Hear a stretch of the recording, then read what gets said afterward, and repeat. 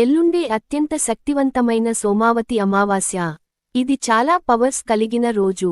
కాబట్టి ఈరోజు నిమ్మకాయతో ఇలా పరిహారం చేస్తే చాలు. మీ కష్టాలన్నీ తొలగిపోయి జీవితం మారిపోతుంది. నిమ్మకాయ పరిహారాలు అనేవి నమ్మకంతో ఆచరిస్తే చాలా అద్భుతమైన ఫలితాలను ఇస్తాయి. కాబట్టి ఈ అమావాస్య మంచి రోజున అందరూ కూడా ఈ పరిహారాన్ని ఖచ్చితంగా ఆచరించండి. అసలు ఈ సోమావతి అమావాస్య రోజు నిమ్మకాయ పరిహారం ఎలా చేయాలి అనే విషయాన్ని ఇప్పుడు మనం ఈ వీడియోలో వివరంగా తెలుసుకుందాము. ఫ్రెండ్స్, అంతకన్నా ముందు మా వీడియో నచ్చితే లైక్ చేసి షేర్ చేయండి. అలాగే మా ఛానల్ని కూడా సబ్స్క్రైబ్ చేసుకొని మాకు సపోర్ట్ చేయండి. అలాగే జై శ్రీరామ్ అని కామెంట్ చేయండి. ఈ సోమావతి అమావాస్య రోజు అందరూ కూడా శివాలయానికి వెళ్లే ప్రయత్నం చేయండి. ఎందుకంటే ఈ రోజు శివాలయానికి వెళ్తే శివుడి అనుగ్రహంతో పాపాలన్నీ కూడా పోయి మనశ్శాంతి కలుగుతుంది. అలా శివాలయానికి వెళ్ళినప్పుడు శివుణ్ణి పాలతో గాని నీళ్లతో గాని అభిషేకించండి. బిల్వ దళాలను సమర్పించండి. ఒకవేళ శివాలయానికి వెళ్లే వీలు లేనివారు ఇంటి వద్ద శివలింగం ఉంటే ఆ శివలింగానికి అభిషేకం చేసుకోండి. చాలామంది శివలింగాన్ని ఇంట్లో పెట్టుకోవడానికి భయపడుతూ ఉంటారు.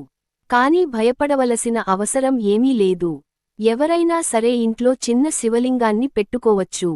కాకపోతే ఏంటంటే ప్రతిరోజు ఆ లింగానికి అభిషేకం, నివేదన చేయాలి. అలా చేయగలిగే వారే శివలింగాన్ని ఇంట్లో పెట్టుకోవాలి. ఒకవేళ ప్రతిరోజు అభిషేకం చేయడం కుదరదు అనుకునే వారు మాత్రం శివలింగాన్ని ఇంట్లో పెట్టుకోవద్దు. జస్ట్ శివపార్వతుల ఫోటో పెట్టుకొని పూజించండి, చాలు, సరిపోతుంది. శివలింగం లేనివారు శివపార్వతుల ఫోటో ముందు దీపారాధన చేసుకొని బిల్వపత్రాలను సమర్పించండి. అమావాస్య సోమవారంతో కలిసి వచ్చింది గనుక దీనినే సోమావతి అమావాస్య అంటారు. ఇది శివరాత్రి కంటే గొప్ప పర్వదినము. కోటి సూర్యగ్రహణాలకు సమానమైన శక్తి ఈ రోజుకు ఉంటుంది. ఇటువంటి అద్భుతమైన రోజును వృధా చేయకుండా శివారాధన చేస్తే సకల శుభాలు కలుగుతాయి. కాశీ ఖండం ప్రకారం కాశీలో సోమవారంతో కూడిన అమావాస్య రోజు 2 కాకులు శివుడి చుట్టూ ప్రదక్షిణ చేసినంత మాత్రానే ఆ మహాశివుడు సంతోషించి ఆ కాకులకు ప్రథమ గణాధిపత్యం ఇచ్చాడు. అలాగే శివ పురాణంలో రుద్రకంఠంలో ఒక కథ ఉంది. ఒక అర్చకుడు ఈ పర్వదినం రోజు శివలింగం మీద ఒక బిల్వపత్రాన్ని ఉంచగా ఆ పత్రం కింద ఉన్న ఒక చీమ తెలియకనే పానమట్టం చుట్టూ కంగారుగా తిరిగింది. అలా సోమావతి అమావాస్య రోజు ఒక్కసారి ప్రదక్షిణ చేసిన పుణ్యానికి మహాశివుడు ఆ చీమకు మానవ జన్మ ఇచ్చి వచ్చే జన్మలో కాశీరాజు అవుతావు అని వరం ప్రసాదించాడు. అంతటి శక్తి సోమావతి అమావాస్యకు ఉన్నది.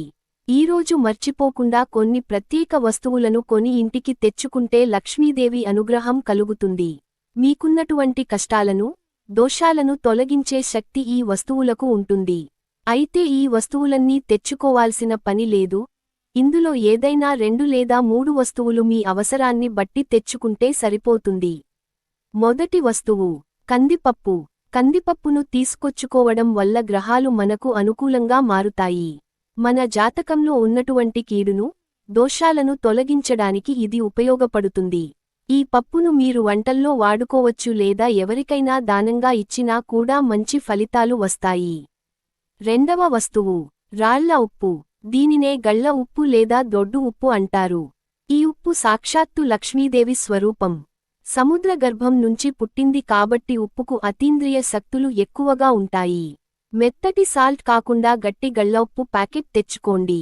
ఈ ఉప్పుతో ఒక చిన్న పరిహారం చేసుకోవచ్చు. తెచ్చుకున్న ఉప్పును ఒక మట్టి పాత్రలో లేదా గాజు పాత్రలో వేసి అందులో ఒక చిటికెడంత కుంకుమ, ఒక 5 రూపాయల బిళ్ళ, 1 స్పూను నల్ల ఆవాలు వేయండి. ఆ ఉప్పు పాత్రను మీ ఇంట్లో అంతా ఒకసారి తిప్పేసి తర్వాత మీ ఇంటి గుమ్మానికి బయట వైపు ఎడమ పక్కన పెట్టేసేయండి. అలా పెట్టడం వల్ల నరదిష్టి, ఇంట్లో ఉన్న నెగిటివ్ ఎనర్జీ మొత్తం తొలగిపోతాయి. 5 రూపాయల బిళ్ళ ధనాన్ని ఆకర్షించడానికి ఉపయోగపడుతుంది.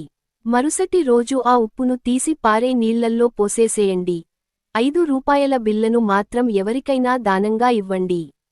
లేదు మేము పరిహారం చేయము అనుకునేవారు ఉప్పును కొని వంటల్లో అయినా వాడుకోవచ్చు. మూడవ వస్తువు ఆవాల ప్యాకెట్. ఆవాలు చాలా శక్తివంతమైనవి. మన కష్టాలను, దోషాలను, ముఖ్యంగా శనీశ్వరుడి యొక్క అనుగ్రహాన్ని కలిగించడానికి ఆవాలు ఉపయోగపడతాయి. నాల్గవ వస్తువు అత్తరు సీసాని కొని తెచ్చుకొని పూజ గది ముందు, గుమ్మాల దగ్గర, గడపల దగ్గర, కిటికీల దగ్గర మరియు బీరువాలో చల్లుకోండి. ఈ సువాసనకి లక్ష్మీదేవి మీ ఇంటి లోపలికి అడుగు పెడుతుంది. 5వ వస్తువు విభూది. మీ ఇంటికి దగ్గరలో శివాలయం ఉంటే అక్కడికి వెళ్లి కాస్తంత విభూదిని తెచ్చుకోండి. ఆ విభూదిని రోజూ నుదిటిన పెట్టుకోవచ్చు లేదా స్నానం చేసే నీటిలో వేసుకోవచ్చు. దీనివల్ల అనారోగ్య సమస్యలు పోయి సకల ఐశ్వర్యాలు సిద్ధిస్తాయి. 6వ వస్తువు జీలకర్ర. ఇది జాతక దోషాలను తీసేయడానికి ఉపయోగపడుతుంది. ఆరోగ్యపరంగా కూడా ఎంతో మేలు చేస్తుంది. బరువు సమస్యతో బాధపడేవాళ్లు పరగడుపున 1 గ్లాసు నీటిలో 1 స్పూను జీలకర్ర వేసి కషాయం లాగా కాచుకుని అందులో కొద్దిగా తేనె, నిమ్మరసం కలుపుకొని తాగితే బరువు తగ్గుతారు. 7వ వస్తువు ధనియాలు. ధనియాలు అంటే లక్ష్మీదేవికి చాలా ఇష్టం. బంగారం తాకట్టులో పెట్టి విడిపించుకోలేక ఇబ్బంది పడేవాళ్లు ఈ అమావాస్య రోజున 1 స్పూను ధనియాలను చేతిలో పట్టుకొని గట్టిగా సంకల్పం చెప్పుకొని ఆ ధనియాలను రావి చెట్టు దగ్గర పడేస్తే ఖచ్చితంగా తాకట్లో ఉండే బంగారం మీ దగ్గరికి వస్తుంది. ఈ అమావాస్య రోజు బయటికి ఎక్కడికి వెళ్లినా ఇంటి లోపలికి వచ్చేటప్పుడు కాళ్ళు కడుక్కొని రావాలి. ఇక కష్టాలు పోయి సంపాదన పెరగాలి అనుకునే వారు ఈరోజు తప్పనిసరిగా నిమ్మకాయ పరిహారం చేయండి. అది కూడా సాయంత్రం 6 గంటల తర్వాత, అంటే చీకటి పడిన తర్వాత మాత్రమే చేయాలి. రాత్రి సమయంలోనే నెగిటివ్ ఎనర్జీ ప్రభావం ఎక్కువగా ఉంటుంది కాబట్టి ఆ సమయంలో ఈ పరిహారం చేస్తే సర్వదరిద్రాలు పోయి ధనద్వారాలు తెరుచుకుంటాయి. నిదానంగా మీ సంపాదన అనేది పెరుగుతుంది. ఈ పరిహారానికి ఎప్పుడూ కూడా బాగా పండిన నిమ్మకాయనే వాడాలి. పచ్చి నిమ్మకాయను వాడితే ఫలితం ఉండదు. ముందు 1 నిమ్మకాయను తీసుకొని దానిని 2 ముక్కలుగా కట్ చేయండి. కట్ చేసిన తర్వాత 1 ముక్కకు పసుపు, ఇంకో ముక్కకు కుంకుమ రాయండి. తర్వాత మీ మెయిన్ డోర్ బయటకు వచ్చి గుమ్మానికి 2 వైపులా 2 గుప్పెళ్ల రాళ్ల ఉప్పును కుప్పలుగా పోయండి. ఉప్పు నెగిటివ్ ఎనర్జీని లాగేసుకుంటుంది. ఆ ఉప్పు కుప్పల పైన ముందుగా కట్ చేసి పెట్టుకున్న 2 నిమ్మకాయ ముక్కలను ఉంచండి. అలా ఉంచిన తర్వాత ఆ నిమ్మకాయల మీద 2 కర్పూరం బిళ్లలను పెట్టి వెలిగించేయండి. కర్పూరం బిళ్లలు వెలుగుతున్నంతసేపు ఇంటి తలుపులు తీసే ఉంచాలి, క్లోజ్ చేయకూడదు. కర్పూరం ఆరిపోయాక ఆ ఉప్పును, నిమ్మకాయ ముక్కలను రాత్రంతా అక్కడే వదిలివేయండి. ఈ పరిహారాన్ని సాయంత్రం 6 గంటల నుండి రాత్రి 12 గంటల మధ్యలో ఎప్పుడైనా చేసుకోవచ్చు.